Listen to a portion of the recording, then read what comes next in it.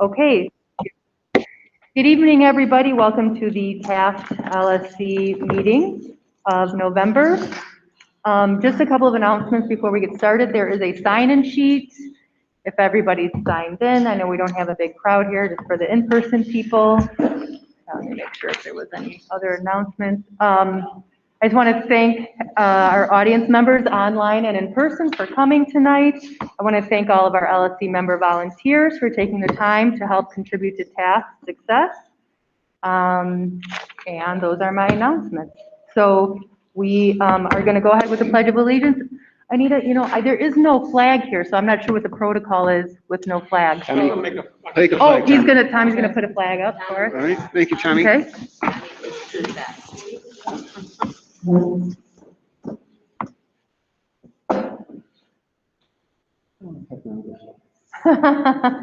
But Tommy, There we go.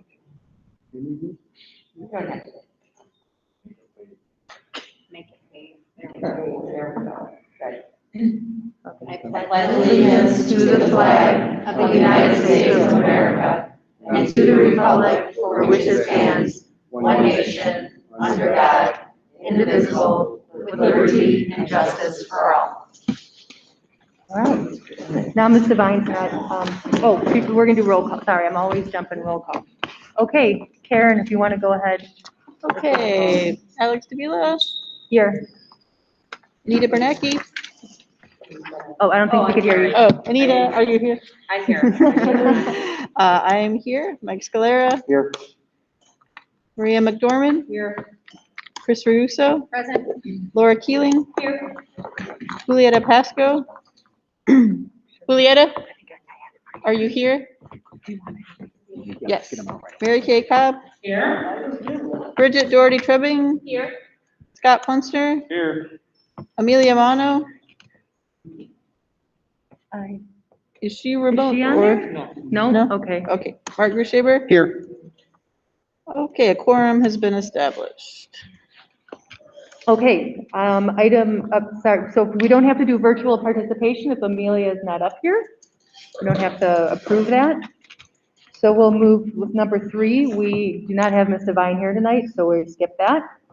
So we're moving on to approval of today's agenda. I'd just like to make a motion to move up our Taft Student Spotlight to right after the approval of our minutes, so we can, students are supposed to be online here, so we can let them. Logan. Is Go Logan ahead. Smith online? Okay, He is here. All right, great, okay. he is here. Hello. Hello, Logan. Hold on one So- second, Logan, okay? So I just move that we take that Taft Student Spotlight underneath the principal report and move it up to after the minutes. Does anybody want to second that? Second. Okay, all those in favor? Aye. Anyone opposed?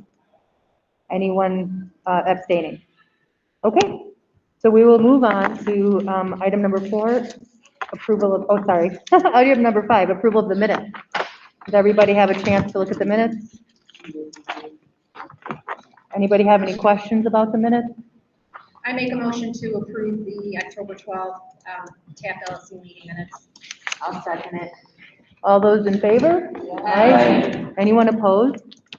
Anyone abstaining? Okay, so that takes us to our Taft Student Spotlight. You want to go ahead and, Yeah, I'll introduce Logan. Karen Devine, are you online? I sure am. Hi, everyone. Karen, hi, Ms. Devine. Karen, you want to talk about our 2 students? And I'll let everybody that has their pamphlets out here turn to the last 2 pages, which are colored on here, which has a picture of Logan and a picture of Vanessa. But I'm going to let you do the honors since you're the coach, okay? Go ahead, coach. Sounds great. And I know I'm not there in person, but the meditation that I did with our 8th graders today before their selective enrollment test was just to remind ourselves that we are a sum of all of our amazing parts and all the moments and minutes and connections that we make every day.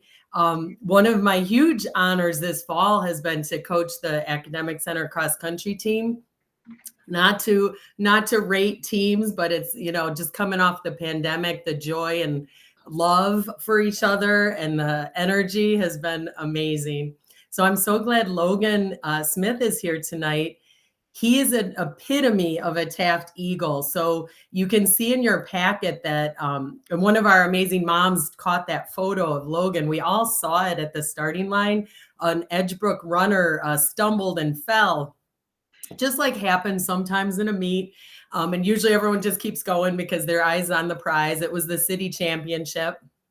But Logan was not like everyone else. And he stopped, as you can see in the photo, and took seconds off his time, or, lots of seconds, really checking in on that student and lifting him up. So I immediately texted Mr. Grissaber, and I wanted to honor him tonight. Logan, do you have a couple words to say to the group? This is our local school council. Hello, I am Logan. I guess I would just like to say that Coach Devine is a really great coach. I shaved off so much time.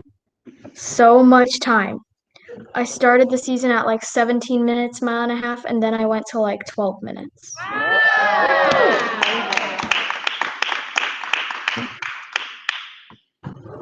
Yeah, thank you. Thanks, Logan. I think it was that donut I gave you at practice the last time.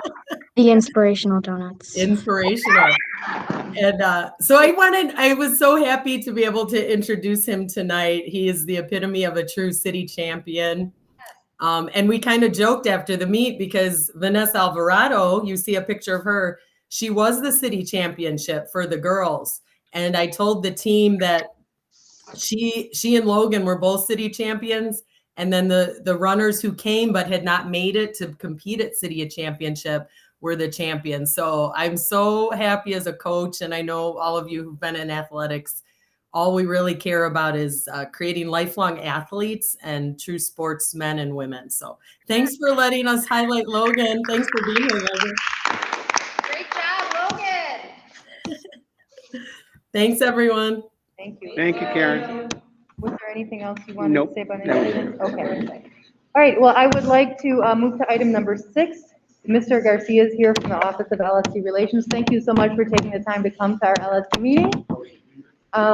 We asked Mr. Garcia to come because we did have a few questions, just some clarifications with those new bills that passed. Okay. So, Anita, will you remind me, what was the question we were talking about earlier about the student? We talked about quorum, so we're adding 2 more students. Correct. So quorum moves up to 8. Yes. Budget would be 9. Yes. Okay. Super. Okay. And as far as principal evaluation, what would the quorum be for that since now, do the students participate in conversation about that, or they don't participate at all? So you've asked at least a couple of questions. Sorry. No, let me try to get that. So quorum does not change. However, on certain matters, there are members of council that are not counted for quorum. So for example, at the principal's own evaluation, the principal is not counted for quorum, nor does he have a voice or vote without the invitation of the council. The voice, not vote. So he can be involved in any discussions that you invite him to. Our students may not vote on personnel matters, so they do not vote on the principal's evaluation, so therefore they're also not counted to establish quorum necessary to vote on the motion. However, students are welcome to be invited by the other members of the local school council into those discussions, both regarding the process as well as they may be invited into closed door discussions when you discuss the principal's evaluation. However, just a reminder that students, like all other members of the local school council, student members like the other members of the local school council, are bound by the same confidentiality agreement that all of you all signed. So it's important to make sure that all members of council understand that that is a legal and moral standard. So I hope that answers your questions. So they don't count as for quorum, okay? I do have a couple of questions, but were there any other questions that anybody had? We were talking about bylaws, and I think there was some confusion, and then there wasn't some confusion, and then there was more confusion. Well, so we were going to amend our bylaws, but then it's like found out that we don't need to do that. Well, I talked to several people, including several members of this LSA who read the bylaws, and then there were some other LSC members from other schools who said that we all interpreted the bylaws to mean that remote members could vote as long as the LSC voted to allow them to participate remotely, and that would give them voting privileges. That's how we understand the bylaws. So we did not think that they needed to be amended, and so we have not amended them because that's our understanding of the bylaws, and that's what, I can't think of her name, Cassie, does anyone know Cassie's last name? The LSC president at Jones said to me in an email, and she said for many years that's been her understanding, and that's the way LSCs have been operating as far as she knows. So that was our understanding. So we did not amend them, and we've been allowing our remote members to vote as long as we've voted to allow them to attend remotely. That was our understanding of the bylaw. So we just wanted to check with you about that. Great. Thanks. So, See, it's not just me. no, I understand. So it's important to understand things in their broadest context.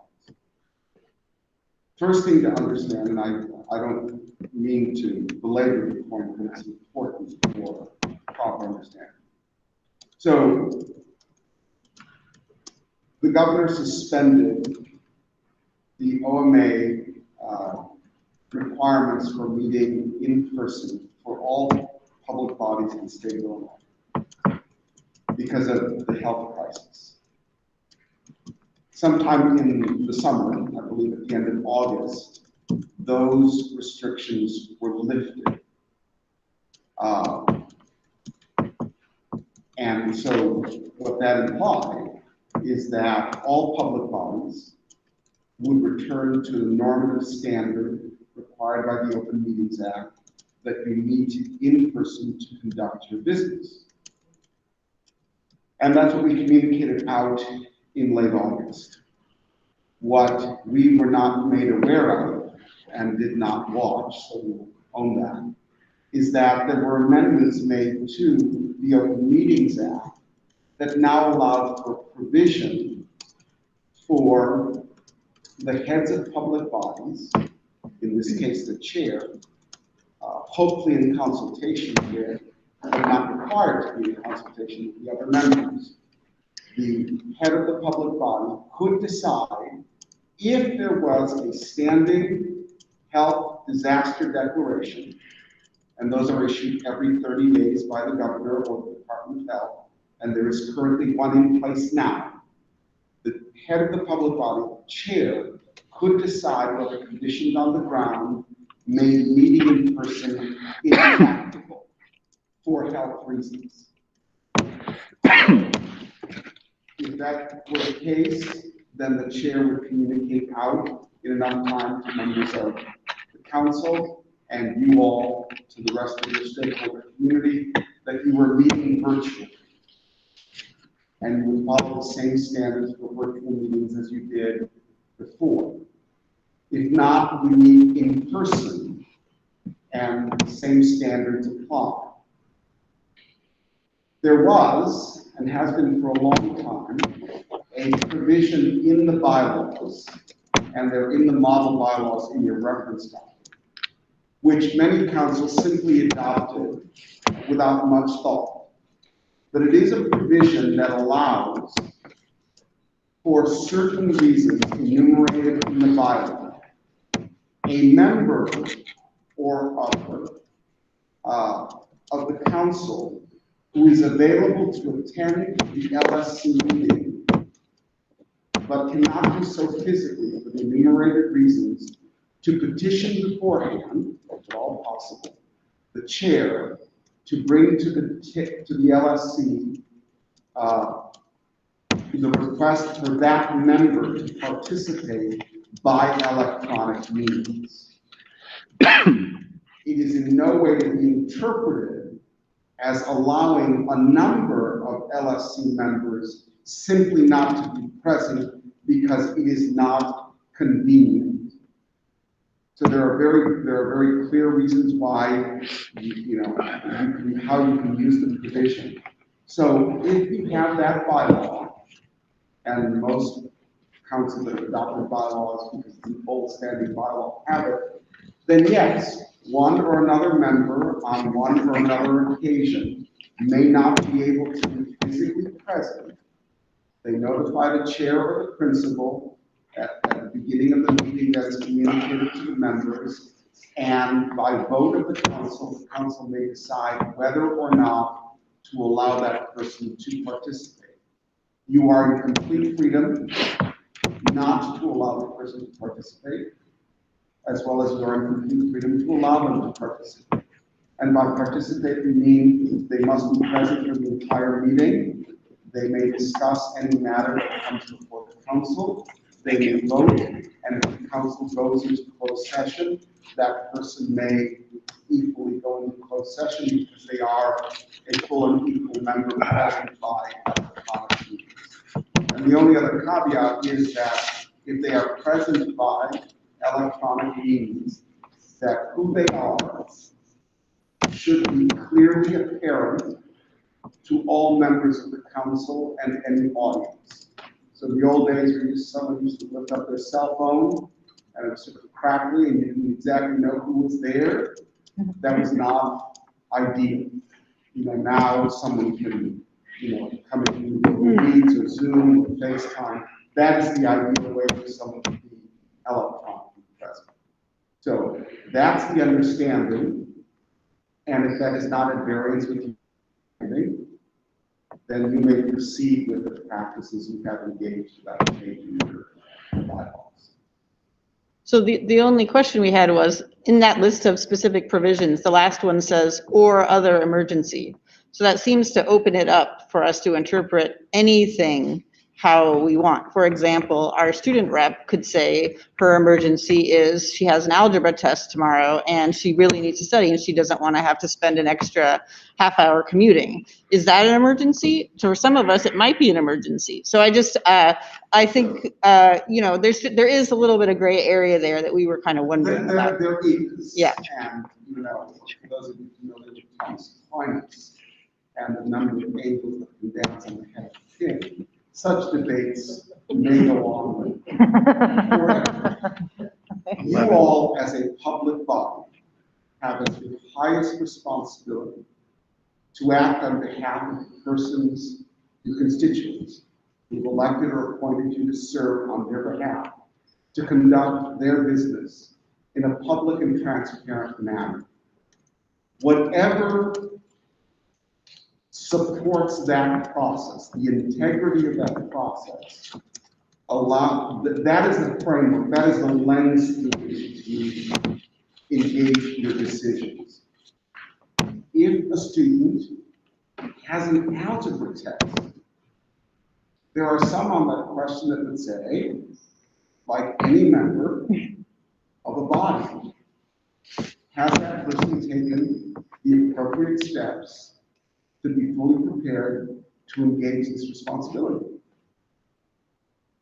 Others might say, the member has a test the next day. Can we give them some grace? What doors does that open? What doors does that open? Yes, you are well within your right to discuss those and act accordingly. The only concern I have is seeing as now our quorum is going to be higher. Yes. So I'm just worried about a slippery slope. I'm tired or I'm not feeling well, and if, half the council has the same, that's what I worry about. And I think your concern is appropriate. And so it's up to you. staff can certainly make the argument that their day ends in the middle of the afternoon and your meeting is not for 4 hours later. Is it not reasonable that they go home, take care of their responsibilities, and participate electronically? There are schools that have citywide boundaries for student attendance. Someone that may have a child, they may live on the southwest side, but attend a north side high school. Is it not reasonable to say that person's travel time, can be an impediment? For me, it's important for all members of the council to recognize that this is a responsibility that they have voluntarily taken on, and that it is, and your decisions are made by a majority decision. So no one's particular interest is above anyone else's particular interest. So those are the things that you think about, you debate, you engage publicly. But yes, I think which is why I'm very clear about the electronic means of provision. It's not there to accommodate or to facilitate, make easier your participation on this body in a normative way. I think if the councils throughout the city really want to engage that question, because we had tremendous success when this was done virtually. We had higher participation by other stakeholders. I think you have every right, to petition, your state legislators to consider making those changes.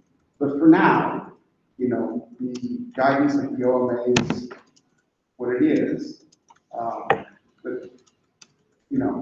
But you do have freedom. You do really have, there's nothing that I can point to that says, nope, exam the next day, it doesn't quite cut it, or yes, it does. Those are questions for you to engage. I hope that's helpful. Yeah, okay. Perfect. Thank you. My question is, we just received an email recently about the training mods. Yes. So the training mod seemed very specific, so I just wanted clarification. Is this just general training mods, or how you have to have a training? I don't know if you saw the, if you know the email, it was about, it said module 5 and module 6. And it was about principal evaluation. I'm not sure what the other one was. And it was an email that went out the end of last week.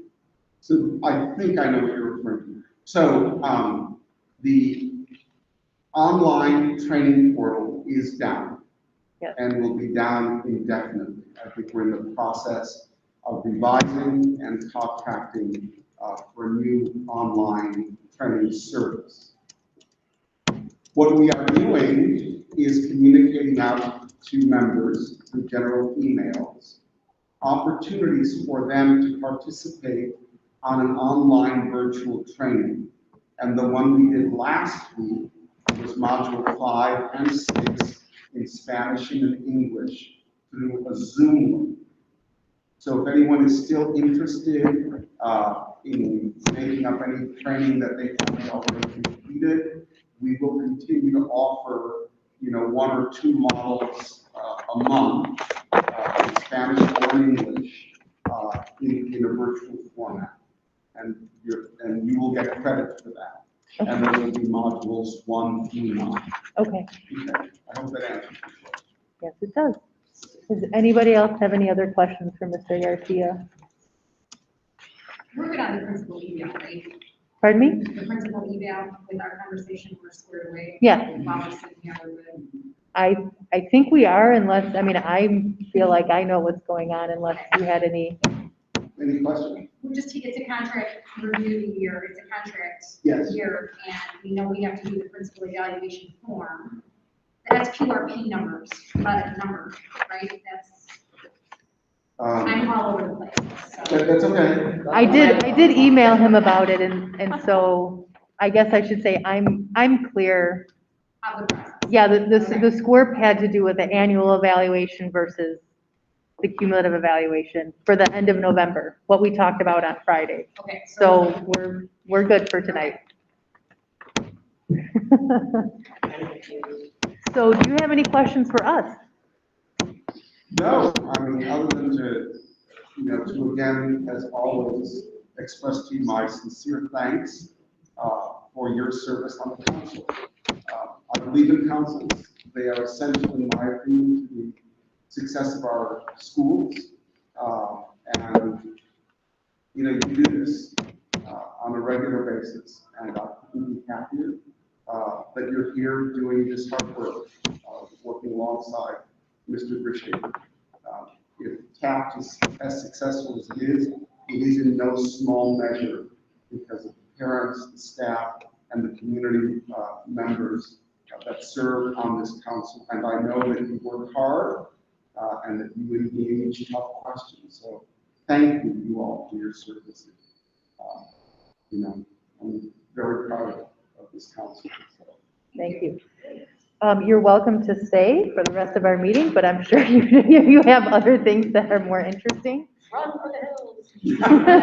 We do have some pizza, which we usually have because we're here for so long. Thank you. This is my job, so I'll be here for at least a little longer. Okay. That's why you like councils. Coming for the pizza. All right. Great. So, so then we're going to go ahead and move on with the agenda.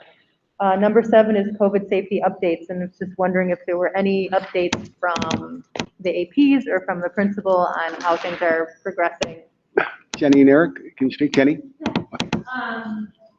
So there have not been any other changes from last month in terms of the quarantine procedures. Our numbers of students are staying pretty low compared to the beginning of the year, so we're happy about that. We also were very vocal in the issues with getting the COVID testing for students and staff going, and so that has been established on a regular basis. They have been showing up when they're supposed to, and Agent Flores and I were invited to be part of a principal and agent roundtable to give feedback on the COVID testing process citywide. And so they seem to be already aware of the issues, and those were issues that were across the district. But most of those have been addressed, and I think Eric has some data for you. Yeah, so since about the middle of October, our number of cases have been significantly declining. This week we have 0 reported cases. And then in terms of the testers, we have over 250 staff and students signed up to be tested every 2 weeks. And so they were just here. They were here yesterday on both campuses. I couldn't log into the color site to see exactly how many students tested on the iPad, but I think we need to get those numbers every single week. So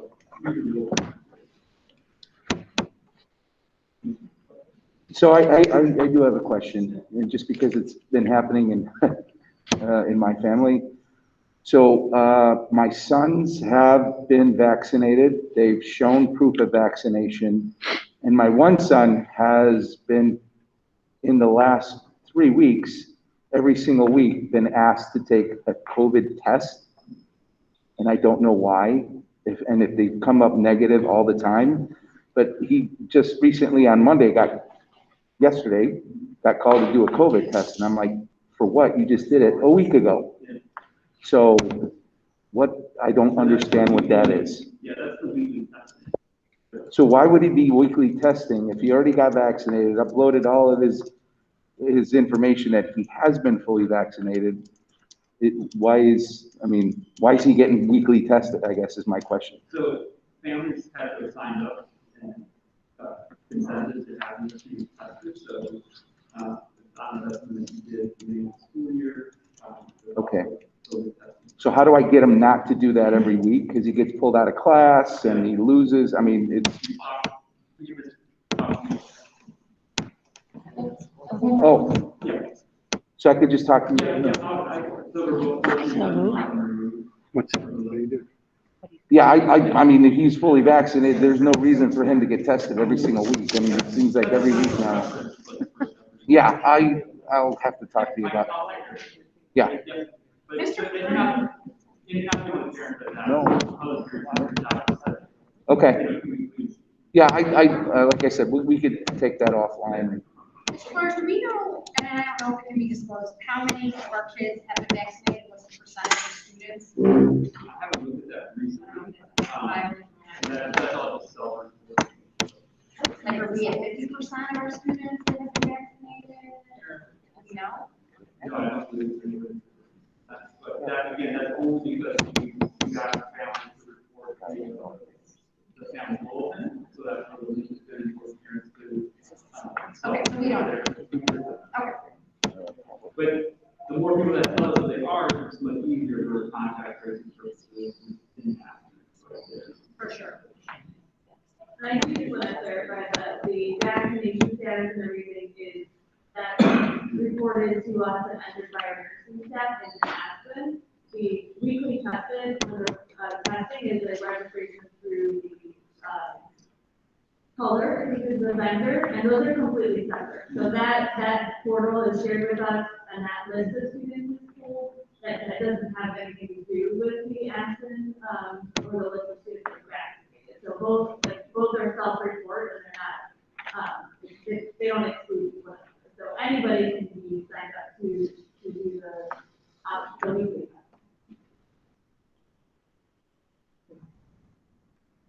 Okay, any other questions on that? All right, if we're good, then no questions online. Tommy? Okay. Then we're going to move to reports. We'll start with the. Can I just interrupt from online? There's somebody typing really loud, so none of us can hear. I don't know what's going on. We had the mic next to our secretary, so we could, yeah, she has to type, so we moved our secretary. Thank you. It's just hard for anyone to hear. Thank you. No problem. Yeah, technology, okay.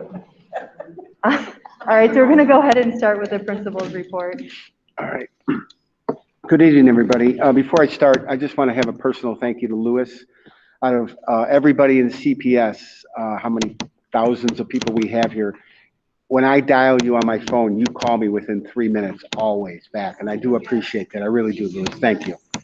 That's rare, and I understand a lot of people are busy, but I can always say, I never like call you and then think I'm going to do something else, because I know you're going to call me right back, so thank you.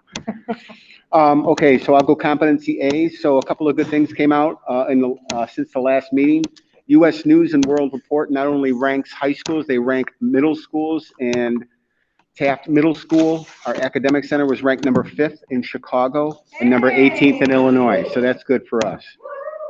We are also recognized as one of the top 10 high schools in CPS for increased graduation rate. It's down there a little bit more, but a couple of weeks ago, I was privileged enough to go over to Amundsen High School with the 3 other schools in our network and be recognized by Mr. Martinez as one of the top schools. And I'll just add this, is that for the longest time, our ratio of graduation rate was around 83, 84%. We needed to get to 85% to get that 5 points. Right now, we're at 87%. So we would have gotten that 5 points. And like I said, I'm kind of mad that we're not doing SQRP, because with that 5 points and our freshmen on track at 97%, we would be a neighborhood school with a 1+ rating right now. But I know that's Ms. Ragusso's thing. Yes. So that's good. We held a meeting of the Taft Safety Committee to discuss opening school plans like we always do. Increased AP participation last year from 1,300 tests to 2,000 tests. Okay, and that's a lot with our programming department. And Ms. Greenblatt and Mr. Flores are here, along with Mr. Kuzma, and our whole team, especially Ms. Hess and everybody. But 2,000 tests is unbelievable. And like I always call AP test and IB test educational vegetables on the kids' plates. They're eating their educational vegetables. And it's not too much pushback this year as it been in past. Like, you know, when we first started this initiative, I would have parents call me, my kid cannot pass AP classes. And I would say, can you not tell your kid that? Because we think he can and he thinks he can't. So if you don't tell him that, we might be okay. Now it's getting pretty good where everybody's starting to understand. AP tests are where it's at. We administered, and this is a lot with Ms. Greenblatt over there, to all 9th, 10th, and 11th graders, the PSAT exam, okay? Which is nice. We used to do that before CPS actually did it, so we were on the cutting edge there. I didn't put it in here, but I'll say it. On Monday, I met with 900 Eagles, all of the sophomores. Today, I met with 900 juniors. We talked about taking risks in life as far as taking classes, applying to colleges you normally wouldn't apply to, asking that girl or guy out that you want to ask out and you're scared. We talk about like taking risks. We also talked about respect for themselves as far as our dress code goes, because we got some kids that are kind of not respecting it as much, respect for each other as far as bullying goes, and when bullying's gone too far, what you can do to help out when it's gone too far. Respect for our building, no more TikTok challenges, no more messing things up. And then finally, respect for our teachers. We should never have a student that backlips one of our teachers. And I did tell them, if I ever find out one of my kids swore at a teacher, I will be at his house that night knocking on the door. Okay, they were like, what? I said, I will go there. So we don't have generally kids that do that. I mean, usually they're having a bad day and they apologize within a minute, but still. And I think I got a captive audience there, so I feel really good about that. We held a homecoming dance right out here a couple weeks ago. 7th, 8th, and 9th graders, we had 700 students, and then we had the 10th, 11th, and 12th graders. We had 1,450 students. Wow. It was fun. Went out without a hitch. What am I looking at? Without a hitch. Without a hitch. Everybody was fun. I made it on a blogger named I Am Dario or something like that has like 2 million subscribers because I happened to get out there and dance and show the kids how to do it, and he commented on it. So I feel good about that. We defeated Whitney Young High School 28-12 at the homecoming game. We had to do that because I had Dr. Skinner sitting right next to me cheering very loud, and so but it was fun for both of us. It was good to see my old principal there supporting her team. We hosted COVID testing at both campuses on 10/25. Hosted a complimentary de-stress event for staff on both campuses. Maybe Mr. Cohen will, since he's here, he's our debate coach, but Michael Pachacek and Hannah Che were the undefeated champions. Congratulations to our debate team. Nice. Mr. Cohen is starting a dynasty here. I'm just letting you know, because every year we do this. Exactly, I know, yeah. Vanessa Alvarado, as you know, finished first place, and she's a city champion, and again, which melts my heart. And if someone were to ask me, Mark, what do you want, a football state championship, or you want to see Logan Smith do this? I'll take the Logan Smith right now. I mean, that's amazing to me that our kids stop. That just melts my heart when I see that. We're doing something good when we got kids that do that. Next, we had Motivates Families. We hosted a CPS playoff game for the first time in our school history. We had alumni here that were in tears. I can't believe it. I used to play on that dirt field, and now we're hosting CPS games. We hosted an IHSA playoff game for the first time in our school's history. We're going to get used to doing that every year. We're the only CPS team in 8A this year. We were ranked 14th in the state in 8A. Wow. We also hosted a 41st Ward tax relief seminar in the auditorium, so we had a lot of people come for that. Relentlessly Pursues. I don't know about relentlessly, but I do pursue self-disciplined thinking. Member of the Network 14 High School Principal Advisory Board. It's nice that Mr. Martinez and our network chiefs are asking the principals what we think about things. I think it's always a good thing. Attended the Network 14 Principal and AP High School Summit that was in person. I hadn't seen a lot of these principals in about 18 months, so it was really good to see them, see kind of what COVID had done to everybody, kind of, you know, some people got a little chubbier, and then, but hey, this is fun, though. But we all joked about it, but it was good seeing everybody. Attended the graduation rate, like I said above, and it was really nice being recognized.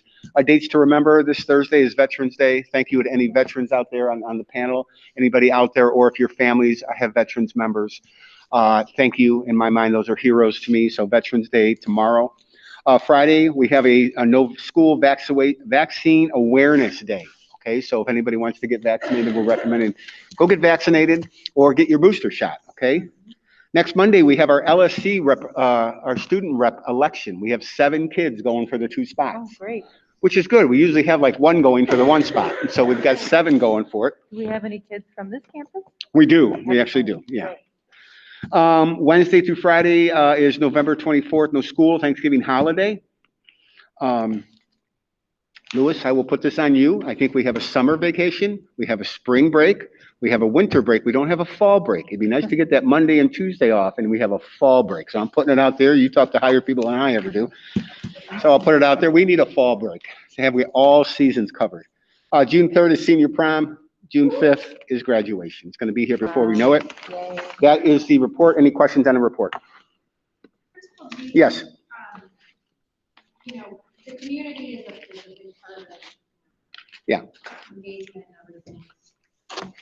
And we are the melting pot. We have such an incredibly diverse. We do. You know, it's exciting when you know, think of how many countries are represented in this way. I think one thing that Mr. Vela has brought to light is that, like, and it hasn't really happened unless I just missed it, is translating into like our top two, you know, other spoken languages. Like, Right. I don't know, is it Spanish, is it Polish, is it what, you know, other than I believe it would be English? Spanish and Polish. Eric, any idea what our two top languages would be? It might be Arabic. It's probably. Really? Spanish and Arabic, right?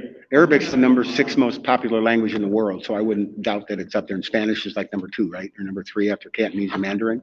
So those would be 2. And you want to get this transferred? I just throw it in. I understand. Yeah. It can be a roadblock for some families who don't I get got that you. information transmitted. Like, I'm thinking of your great Friday newsletter. Yeah. It's in English, and I know it's a pain in the butt because legally you need someone kind of who's, I think, has a certification, not only speaks it, but has some type of, I don't know, I just want to find out something real quick. You're the expert here. Can we go on our website and then change it to a different language? I thought we could change it to 25 different languages. Can we do that?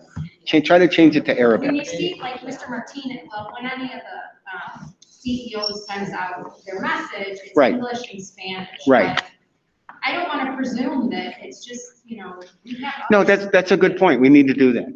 Can we change it? Those are the languages we can change it to? So if you change it to Arabic, what is it? Oh, Yeah, there it is. Okay, so this is an important factor, Mhm. because, so. and we need to get that information out to Yes. families that Okay. they can, So I bet you, Principal G, a lot of. Probably don't know that. non-English-speaking families don't know that. Okay. And it's their, holy cow. wow, that's amazing. Yeah. That's incredible. Yeah, I didn't know that.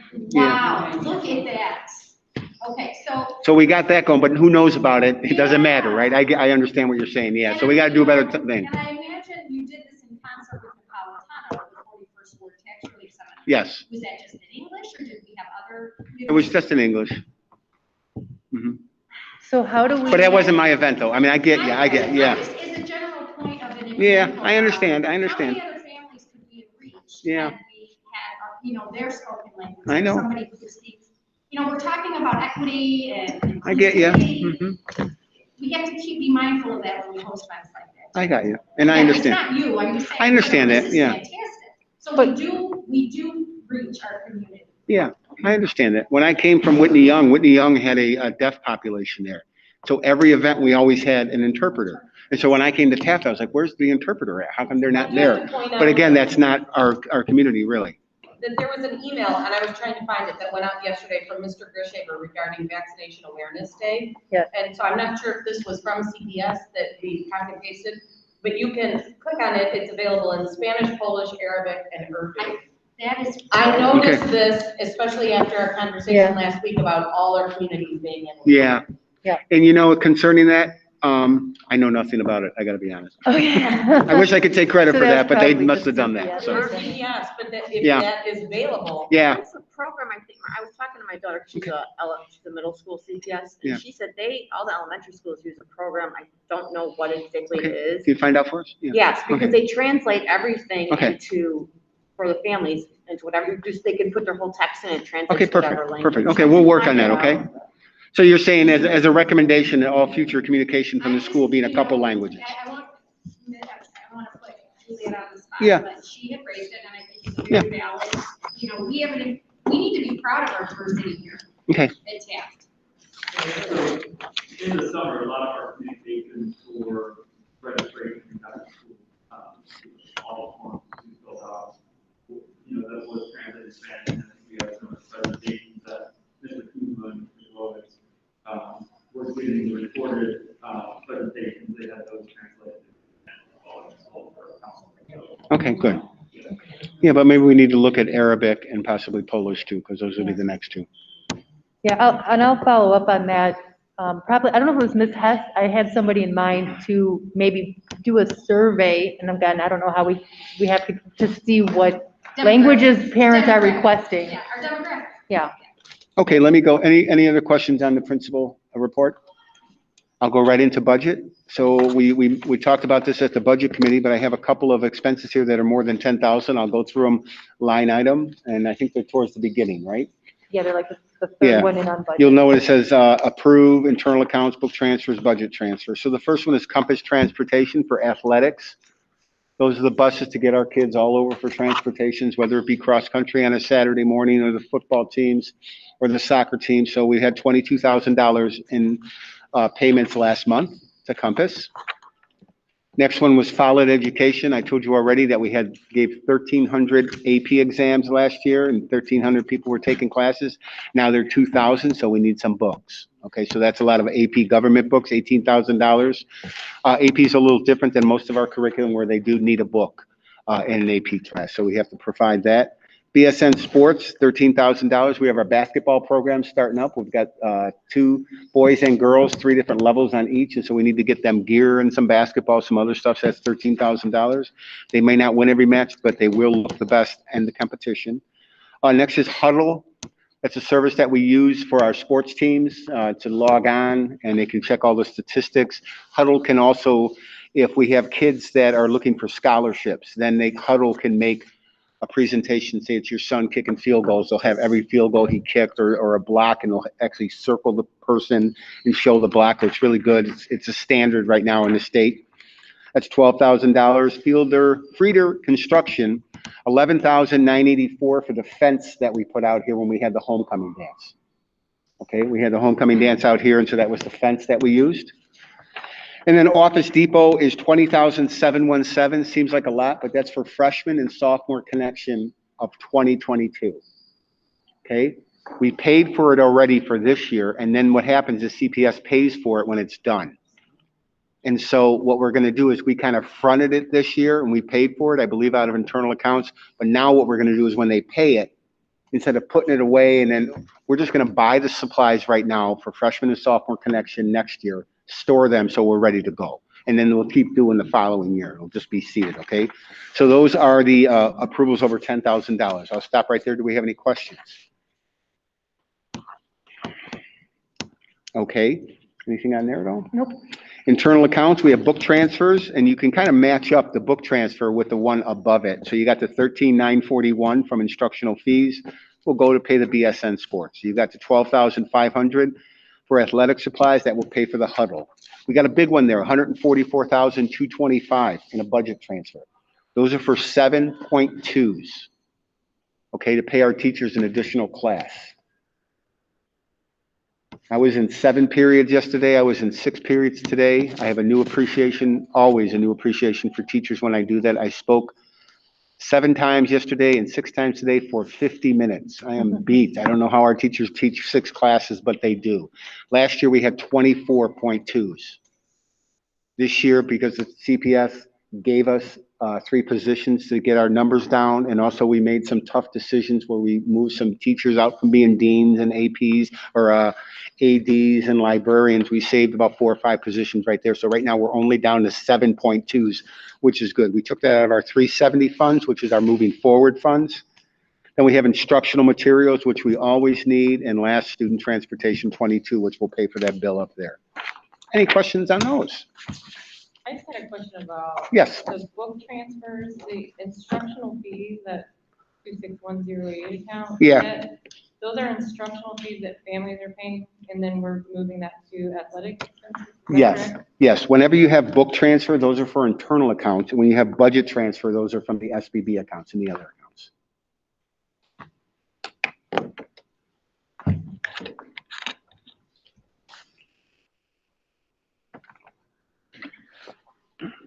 Some of that basketball that you see there, Miss Bridget, is going to be offset with the kids' fees when they pay them.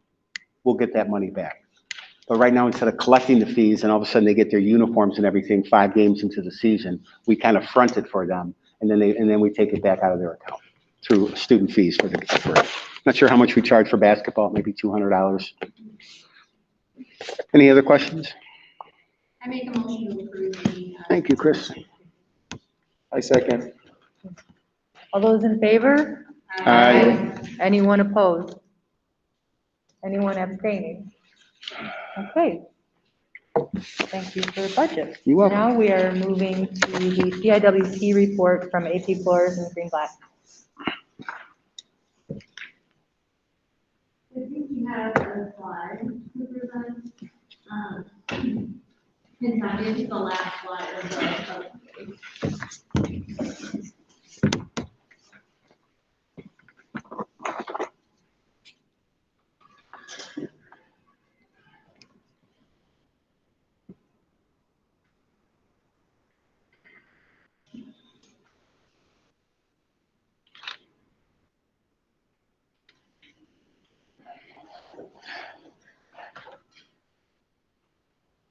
All right, so, for MCSS, the house leads have their monthly meeting, with AP Taft and bylaws. They focusing on two things. One, for parent-teacher conferences. So, this year, for parents that decide to come in person, if they have a 7th through 10th grader, they'll be able to see all of their students, for teachers and within like 1 or 2 rooms. So we wanted to make sure that for parents that were choosing to come in person, that would be much more convenient than going all over the building. And the teachers in the houses have been doing some preparation for those parent-teacher conferences. Additionally, the house leads are working through a learning cycle called a problem of practice. So what are some of the common issues they're seeing with students, and then really doing research-based tier 1 intervention. So that is what the house will be working on. And then I'm going to jump to the bottom and then speak forward with the do further instruction. With student voice, we do have a new student government sponsor with Tom to do Taft this year. And so I just a lot of working with her, and we're excited to see what student government will be doing this year. Yeah, so for the instruction and curriculum parts of the CIWP, we had extended department and TCT planning time last Friday on the 5th during the Teacher Institute Day. Our language and literature department is developing a peer observation for our new teachers. So trying to get in there to give support to some new teachers, and that is something that was department led, and so we should see some of that happening. For the curriculum, this is something that we're really excited about, and for many years we've had department meetings once a month, or department chair meetings once a month, where we meet with all the department chairs, they all have their period off, and this summer we kind of thought, how can we repurpose those meetings? How can we, redevelop that time and reuse it and give people the time that they need to really impact instruction on a daily basis? And so what we came up with was lining up teachers' prep, so department chairs and the teacher collaborative team leads all have the same period off within their department. So language and literature department chair and the English 1, the English 2, the 3, and the 4 leads all have the same period off. And that gives us the opportunity to meet with them and really, really take a strong look every month at what is happening in those meetings that's leading to what's going to happen in the meetings that's going to impact what's happening on a daily basis for students. So, we're in our 3rd, we've had 2 meetings so far. We're, working with department chairs to kind of, work and workshop with them in advance so they can start to lead those meetings and really work on the vertical plans of what's happening in freshman year, going to, support what's happening in their sophomore year, their junior year, and then their senior year. So we've really seen some great conversations come out of those these first 2 months. That's really exciting. And the bullet points are hard to read, but those are the kind of focus areas that each department kind of has the flexibility to work on and to focus on for the semester. We're really then, we have not yet heard back from the district in final decision, whether we will start the next CIWP process in January of 2022, or if it will be delayed. So we're still waiting on that. Before Ms. Greenblatt and Mr. Flores take off, I want to thank them. During that PSAT exam, they were here for 3 or 4 days in a row for about 14-hour days, and I just wanted to publicly thank them. But that's a huge commitment, and it went without a hitch. You can't give that test and there's even one error, we get dinged on it, and we've never gotten dinged when Ms. Greenblatt was running the test, and Eric really helped out again this year. So thank you very much for all that time. Thank you. Mhm. Does anybody have any questions? I have a question for Ms. Drubbing and Mr. Clenser. This vertical plan that Mr. Flores talked about, can you talk about it from your perspective? And as teachers, right? So are you guys involved in that at all, or? Oh, yeah. As a teacher of seniors, I'll tell you that, we talk to the sophomore, junior, freshman teachers, and we build upon what's taught every year, particularly skill-based things. For example, in my department, we talk about writing, persuasive writing strategies. And so we start off with the freshmen, teaching them certain ways to write, and then we build until they get to my class. That's why I love teaching seniors. When I see it all, built So up I don't want to and come put words in your fruition. mouth, I don't but know I how would say that this we- collaboration with the APs and you all, it's a good effort working together to advance for our kids, this initiative. I couldn't hear you, I'm sorry. Would you, I don't want to put words in your mouth, but this initiative, it sounds like, it's something that's new, that working with the APs, that you guys are collaborating and putting. I'll admit, we've been doing vertical alignment since Okay. I've worked at Taft, but it definitely is it's always something that you have to keep doing and keep So maintaining. that it's a good collaboration. Yeah, you can't just stop, how can I say it? Reinventing things. You can't just stop and say that everything's fine the way it is. So that's what we're always continuing to do. You're kicking the tires continuously. Oh, That's more, terrific. yeah, sometimes you gotta rethink the whole plan. That's great. So that's what we're doing. It's great to hear that two bodies are working together. Yeah.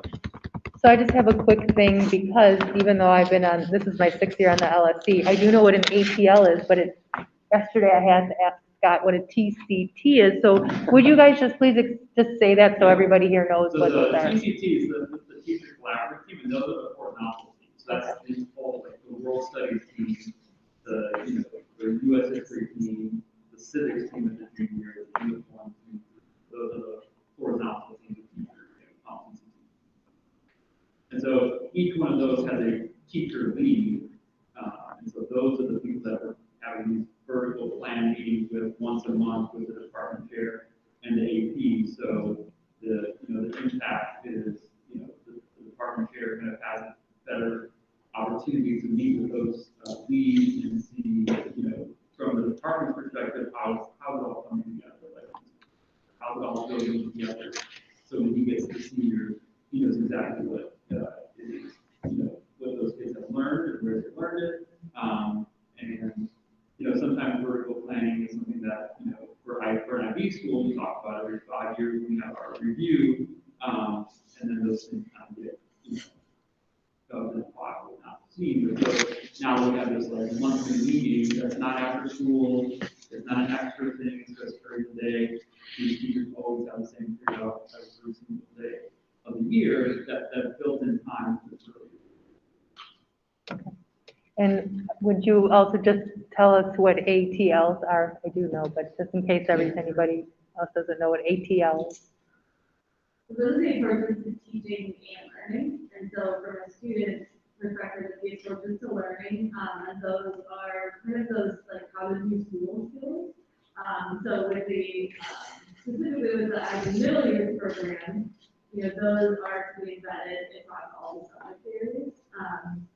And so I know that houses are working to kind of have a more cohesive plan of who's teaching what and when. And then the approaches to teaching are the teaching practices of the IB. And so those are lots of very long, wordy documents, but really it's just the teaching best practices. Great. Thank you for explaining. There's a lot of acronyms. Just want to make sure everybody knows what they mean. All right, thank you for coming. Does anybody else have any other questions before they Okay, thank you. guys. Okay, so we'll move to the chair report. I really don't have anything other than to ask Mr. Garcia, because this came up earlier tonight, so I didn't write it down. I wanted to ask you. When we were talking about sports and streaming, it made me think about the fact that in what we can and can't do because of students, rules, something, I can't remember what Ryan said they were. Consent of some But it was sort? some specific thing that was decided on in July or Posting something. to YouTube, CPS. Oh, right, no, I doesn't- know it's posting to YouTube, but there was some decision that was made, so we can't, we're not You allowed to said post July through 1st, they YouTube. had passed. The SOPA. SOPA, SOPA. okay, there we There it go, is. thank you, I couldn't remember it was. I just, we record these meetings, sure. Oh, I don't know. It's such a.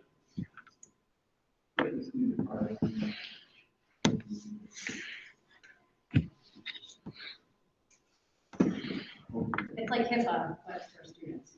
And I think it's because we're doing so much stuff virtually, that they created this to make sure that students weren't being posted online without permissions and things. Anyway, maybe you don't know the answer to this then. We record our meetings and then I post them on our webpage, and they can include students in the audience, students participating on there. Obviously, if we have 3 student members, they'll be here and they'll possibly be recorded. So I just want to make sure if we can continue to post, or if we have to cut off if we can do it audio, or if it's no video or audio if there are students here. So would you send me that question very specifically? I will. So it stemmed from, I asked, why aren't we live streaming our sporting events, our other extracurricular events, which we did during COVID? And what has happened is, and because they were being posted to YouTube, CPS doesn't have a contract with YouTube, might help me out. Yep. Because of the vendor that we approved in our internal accounts, what is it? Huddles? Huddle. Huddle.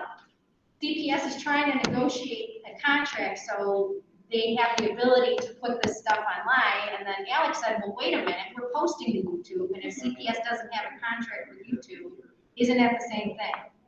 Yeah.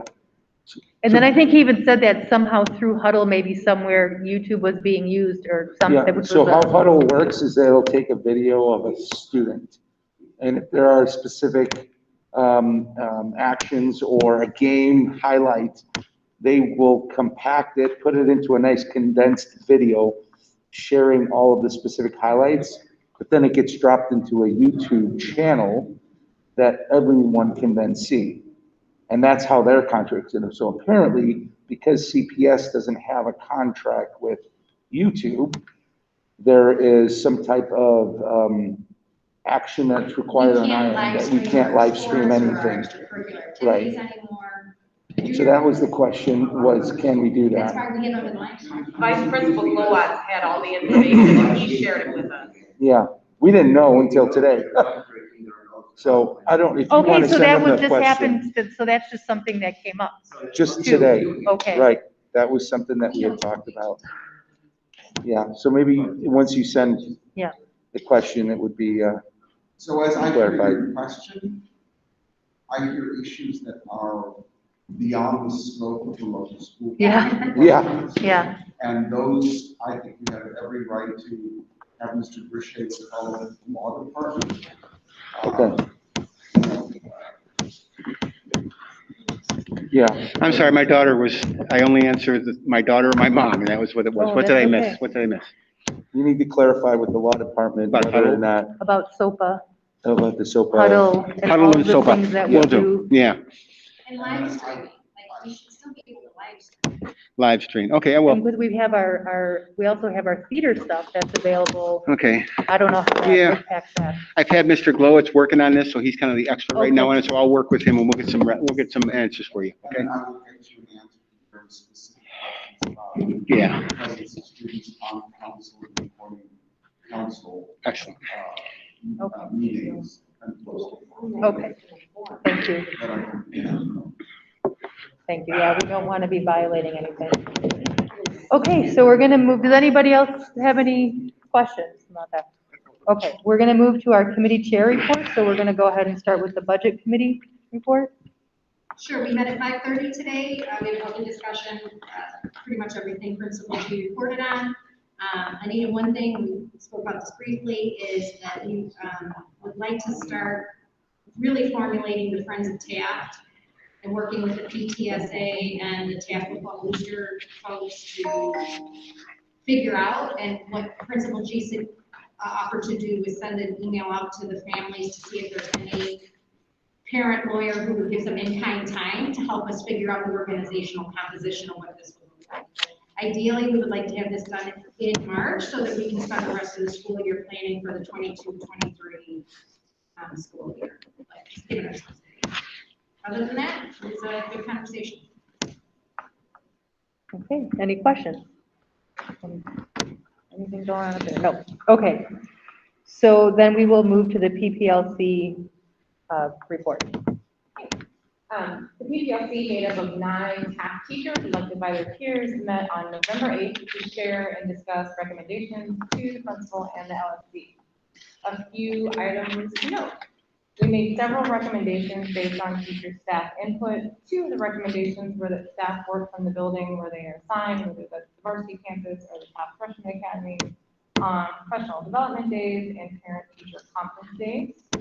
We also recommended mandatory school-wide training on restorative practices.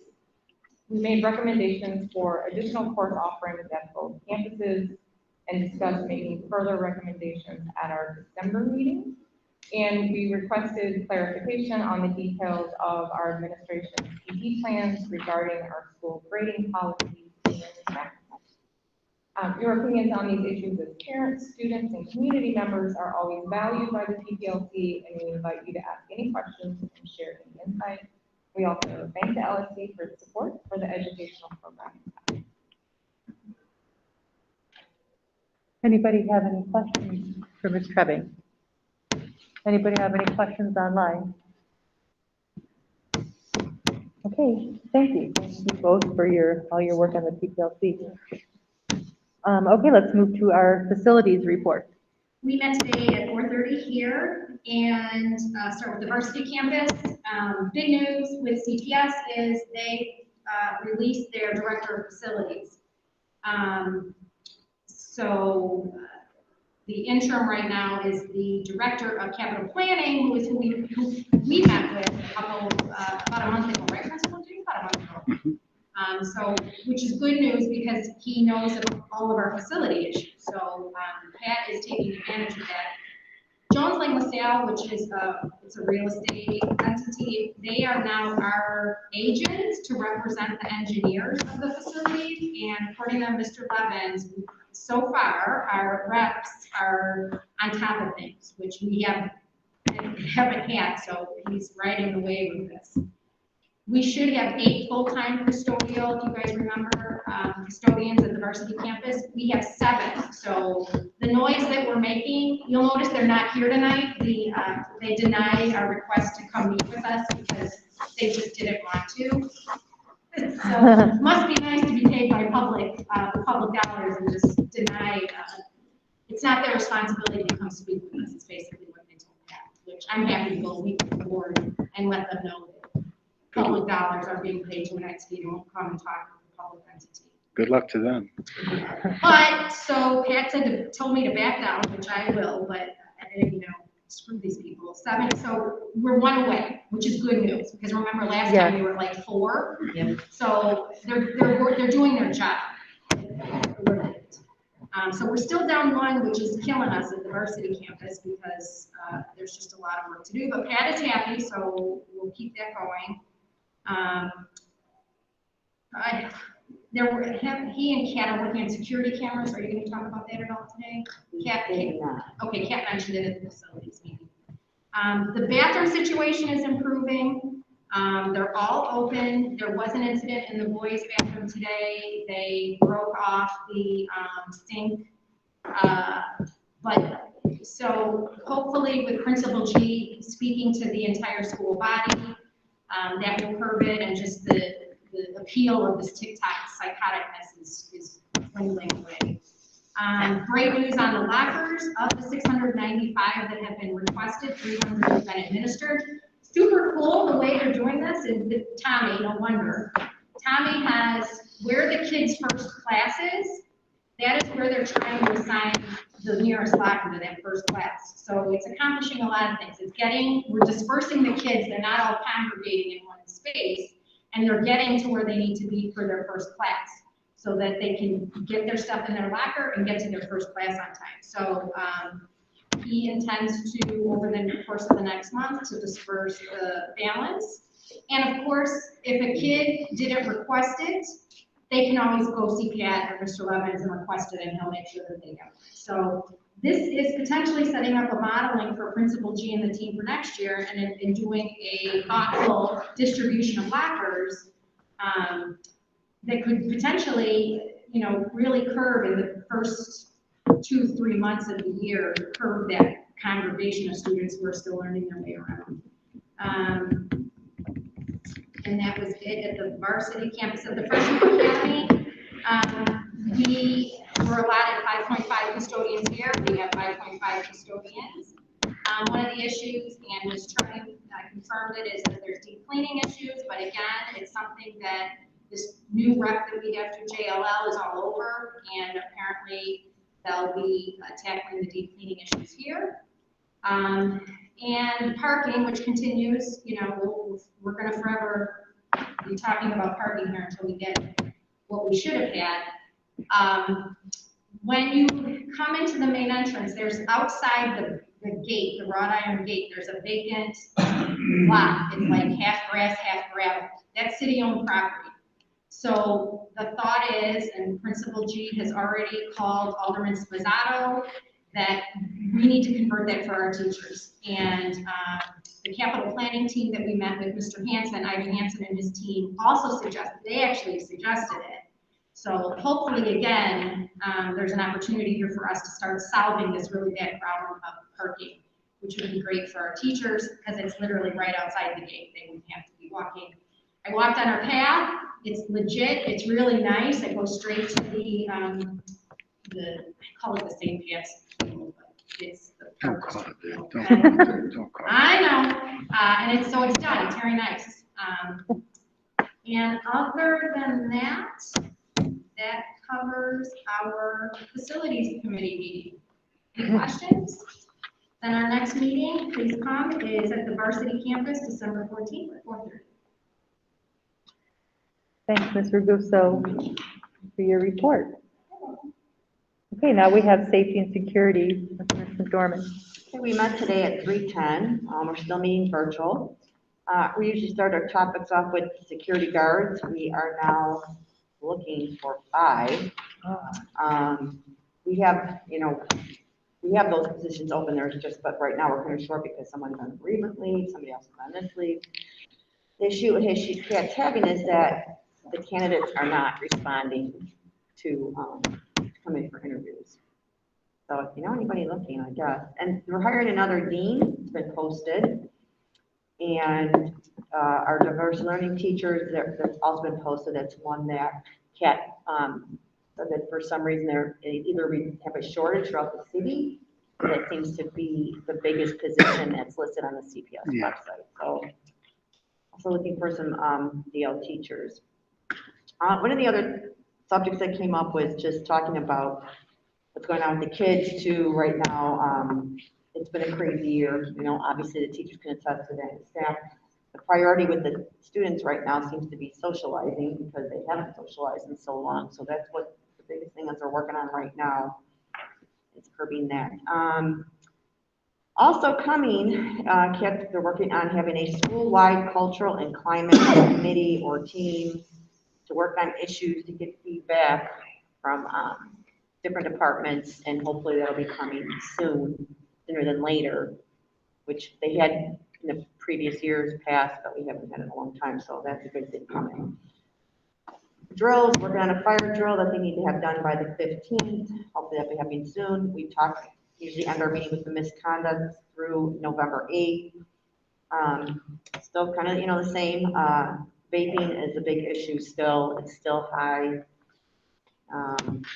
They're just trying to work on maybe getting a youth initiative in to come in, or to respond to, students that they're keeping an eye on that are having maybe some substance abuse issues, to figure out if they can attend meetings or do whatever, because if they're caught the first time, obviously they have an in-school suspension, a reflection assignment, but I asked Kat if we have a lot of repeat offenders, and she said, thankfully, no, but either they're getting good or they're just getting it through their head. But that's the biggest issue right now, is how to get it through to them that, you know, vaping is just, it's out of hand. And that pretty much wrapped up. I mean, obviously we're back on track with this kind of extent that we're back in school. The last 2 years, we haven't really been able to use that data just because we're remote. But, that's our report. Do you have any questions? Do you know, isn't there an online vaping parent thing coming up? There is one coming out, an email has gone out. Okay. So we're trying to get as many involved, you know, join in. Okay. Like just trying to get ideas too of what else to do, you know, to curb this. It's really, it's everywhere. I mean, it's not just Taft. It's I everywhere. wonder if Kat has that list of offenders, if there's a way to kind of reach, to make sure that their families know about the presentation. I'm sure, I don't know, I can't speak. I don't know how to, I'm sure that, I'm sure they reach out. And Trent can send it to all of our They families. have parent conferences with these repeat offenders or offenders. You talking about the especially if it's- vaping thing? Yeah, just Okay. that there's a lot of information in that, and probably Yeah. people don't know if that, I mean, I don't know how much these Well, parents, when they you have, know. I mean, when they are caught, You gotta get do sus- call you're right, forensic they get because they're suspension. confiscating all their material. Yeah. They're talking to them and, especially if there's THC involved, which, you know, there is Okay. some instances. So I would think that, Yeah. that Kat does, you know, let those parents know. All right, thank you, Ms. McDormand. Okay, so our student representative report, I don't believe that Amelia is on there. She's not on there, is she? Okay, all right, so we'll skip that tonight. Then we have our art report with Mr. Cohen. Before I begin, about today, I would be remiss if I didn't say that I inherited a fantastic program from Mr. Munster and Ms. Nicholas. And so the ethos of the program really is there for inheriting professionally. So thank you. Okay, to the arts. In music, students in Ms. Jones and Mr. Pataka's choir class in a virtual fall concert. It was video recorded in class and distributed to students' families. Possible viewers have been overwhelmingly positive. We're finding ways around the COVID restrictions on in-person audience. For drama, Motorman, directed by Mr. Natick and written by Mr. Natick and a team of students, sold out its entire performance run 2 weeks ago. We actually had to turn people away on closing night because of COVID-related capacity restrictions imposed by CPS. We hope will be lifted soon. I saw it, and I see a lot of theater. It is the most purely creative show that I expect to see this year. And I'm going to include it 4 times a year, 4 times as well. It's really wonderful to see so much creative energy. Taft alum Angelina Davila is at the University of Illinois, Chicago, and has founded a student-run theater company under the UIC Theater Department's umbrella, which will focus on providing opportunities for students of color to share their stories on stage. Their inaugural production will hopefully take place in the spring of 2022. Angie is also now an award-winning playwright from her student play that she wrote at the senior at Taft, and her newest play had its first public reading at UIC this past weekend. Auditions for Taft's winter production, Mr. Burns' post-electric play, were held last week. Due to COVID restrictions, the cast size had to be capped at 22, but we will have another dozen and a half or so folks working in backstage roles through costume, etc. So we've got, when all said and done, about 40 kids working on that show. This wildly ambitious post-apocalyptic Simpsons musical, never get tired of saying that, will be performing February 9th to February 12th in the Taft Black Box Theater. More updates to come. Music and drama all together now is nearly here. There are 34 students in the cast, and each is featured in at least 5 songs for this effective musical review. It's 7:50, so they're probably writing things down right now at the varsity campus. They're in Taft, and CPS took away Friday from us. So, good. Ms. Foster, Ms. Jones, Ms. Davis, Mr. Wilson, and Mr. Pataka are all very excited about the young talent in the cast. There's a lot of athletes in that cast. It's really great to see. The show was scheduled to run November 12th through the 14th, but with CPS canceling everything on Friday, it is now only November 13th and 14th. But it will also be live streamed from the Taft Auditorium. A handful of tickets for in-person viewing are still available, but there are unlimited live stream tickets for just $5. Tickets can be purchased at showcaseforyou.com. The URL is up on the Taft website. So we encourage folks to check that out. And I've been through those rehearsals. The solos, oh my lord, the solos. Visual arts, the art club continues to thrive, opening dozens of students from both campuses each week. Please feel free to walk the halls for you this evening to see some of the fine examples of student artwork from the first quarter that have gone up for trying to decorate the walls. Over the varsity campus, by the drama lab where I teach, there is a wall of improvised soft puppets, which is wildly colorful.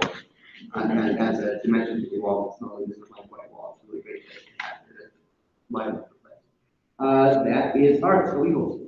Thank you, Jonathan. Thank you, Mr. Cohen. Any questions? I was just gonna add that if anyone has not ever attended a performance in our Black Box Theater at Taft, I was there for Motorman on closing night.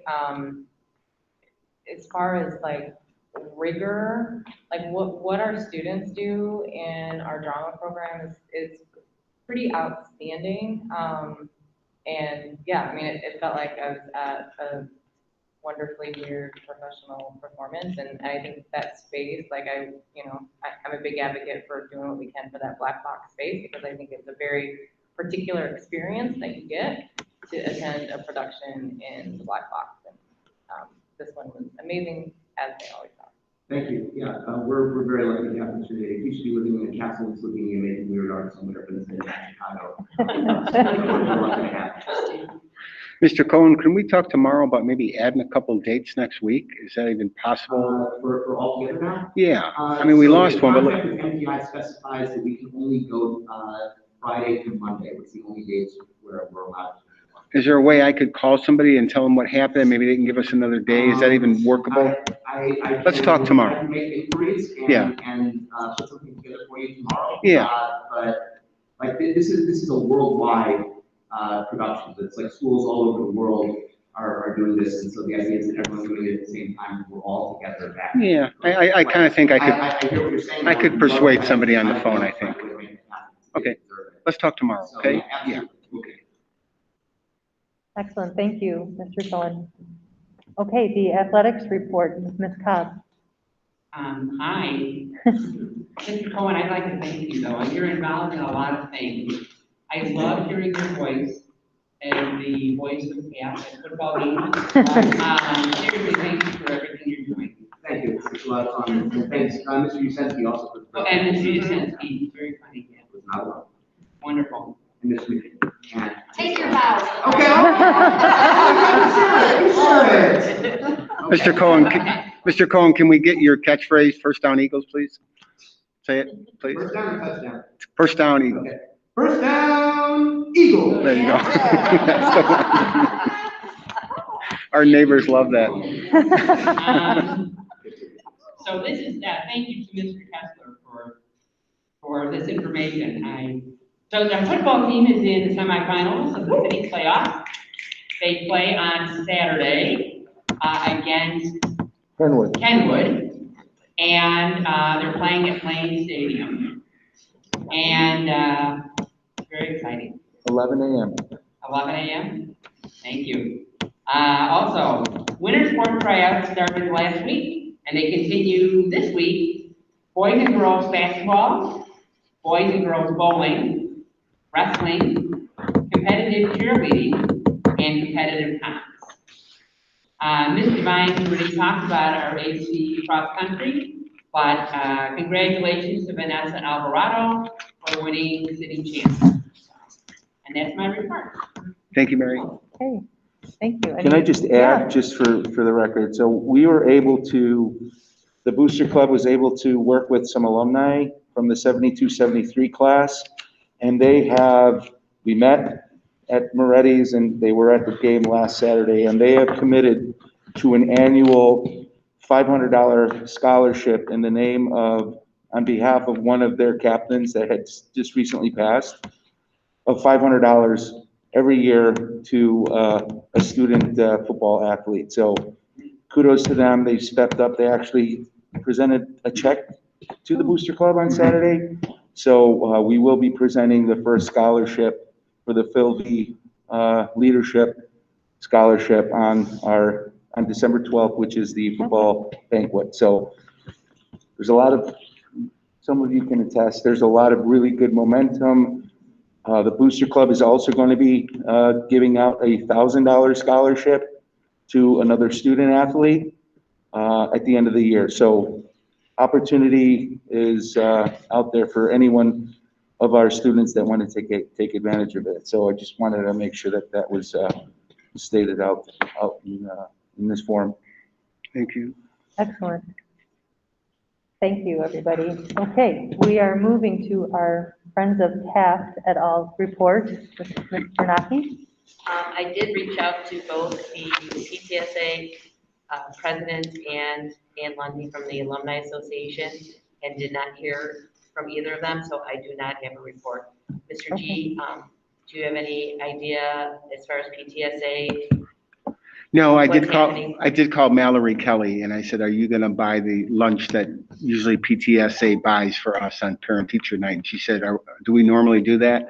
And I said, yes, you normally do that. So that was the last thing I had from her. So we're probably gonna do a Panera and just have them cut the check, because normally they kind of went around. You ran it a couple times, you try to get discount meals. Right. But right now with COVID, our teachers really like these little box lunches. So I'm hoping that they pay for that. Okay. Yeah. I'm gonna try again to reach out to Yeah. them to find out, you know, what their vision is. Yeah. If they're gonna continue or whatever, and then. Their last vision I heard was to turn into a Friends of Taft, and they were just looking for how we can incorporate that. They wanted to leave the PTSA realm behind them and turn into Friends of Taft. So that's what they're trying to do. Last I heard, they were trying to find someone to help them get the incorporation papers, which I'm going to try in my email to parents next week, saying, who's a lawyer out there who can help us do this? Step up and let's do it. So And then we'll move forward after we get. I think so, some of the yeah. information. Okay, Yeah. Perfect, thank you. Okay, thank you. All right, now we are moving into old business. And our old business is to vote to go into a closed session to finalize our cumulative evaluation that we discussed last week. So if anybody wants to make a motion. I'll make a motion to, sorry. Go ahead. I'll make a motion to go into closed session. Second. Okay, all those in favor? Aye. Anyone opposed? Anyone abstaining? Okay, so thank you for being here. You are welcome to come back and we go into open session if you'd like, but anybody who's not an LSC parent, teacher, community member needs to leave the room. And the online. Oh, and online, well, yeah, Tommy will, oh, yeah. Are you expecting any other important votes after you come back besides? We don't have anything else on here to vote on. Okay. We're just gonna vote when we come back on approving the evaluation. Yeah, we need to stop recording this meeting. Yes.